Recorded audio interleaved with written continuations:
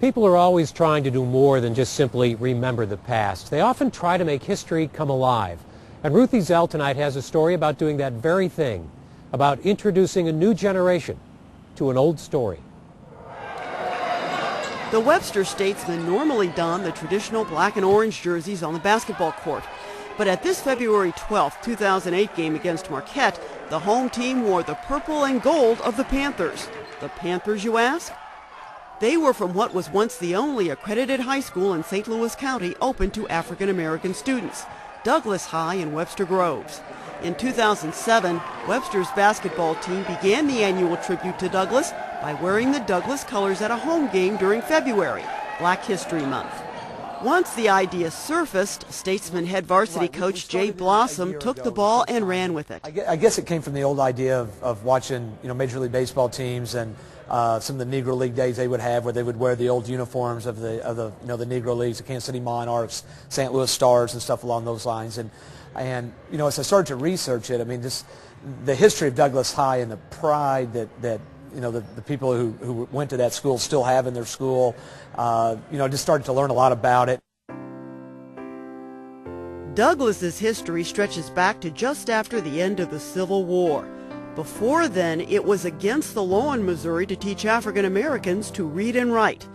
But in 1866, an English woman whose goal was to establish schools for blacks across the state started teaching in Webster Groves. Her classroom was in the newly organized First Baptist Church. After the school moved to a cabin, then a storefront, both of which were destroyed by fire, the Webster Board of Education built a two-room schoolhouse on Holland Avenue in 1892. First through 8th grades were taught there. But it went without a name until 1895, when students suggested the name of Frederick Douglass, escaped slave, newspaper publisher, orator, and abolitionist. As the student population grew, so did the faculty. What started as one white teacher in 1866 became 6 black teachers and a principal by 1920. But initial requests by the community for a high school were turned down, and instead the district paid a hefty $100 tuition per student so they could attend Sumner, the all-black high school in St. Louis. When that became impractical economically, the school district expanded Douglass to become an elementary, junior high, and high school. By then, Douglass was located on the 500 block of North Elm. Its first high school graduates were the class of 1929. Douglass High School served black students not just in St. Louis County, but surrounding counties. So you had kids commuting from towns like Chesterfield, Pacific, even Washington, Missouri, to get an education. And there was no school bus service, so they either had to be driven, and in some cases, they took the train.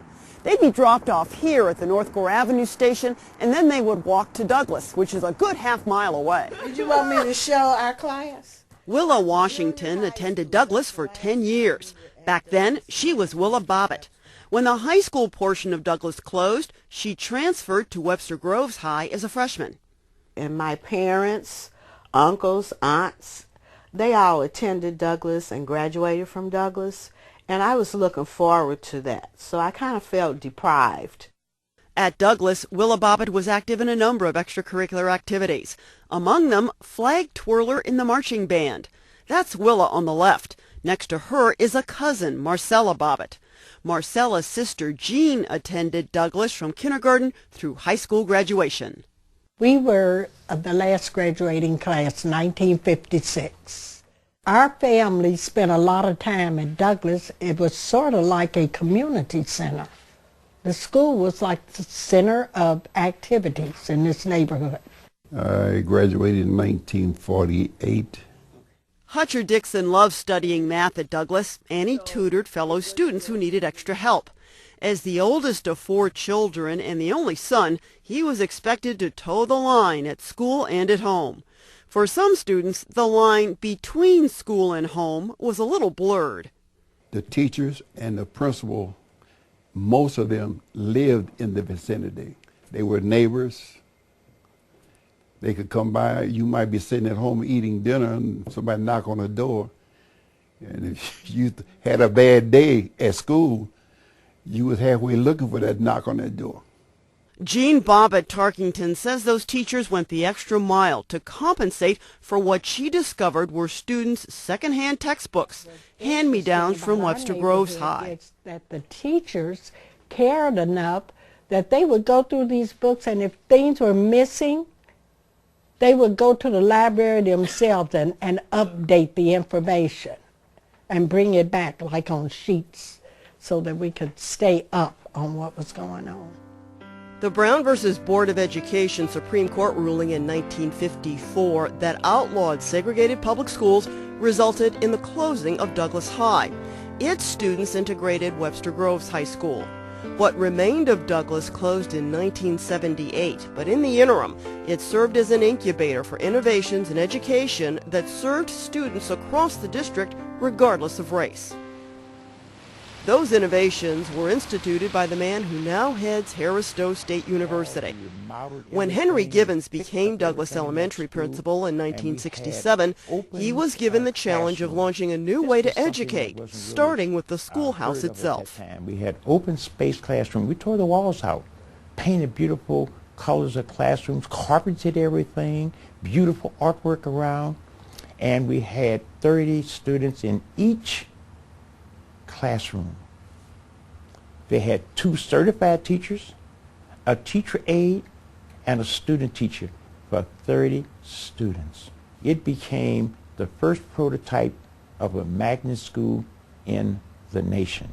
The school that instilled so much pride in those connected with it is now an apartment complex. But the name remains, and the history is being passed down to younger generations. Webster Groves senior Mike Whittier has an extended family filled with Douglass alumni, so the 2 times he played in purple and gold meant a lot. To put on a Douglass uniform, that means even more to a community just in North Webster. It was something special to see all those purple and gold shirts up there, knowing that you have that on for them.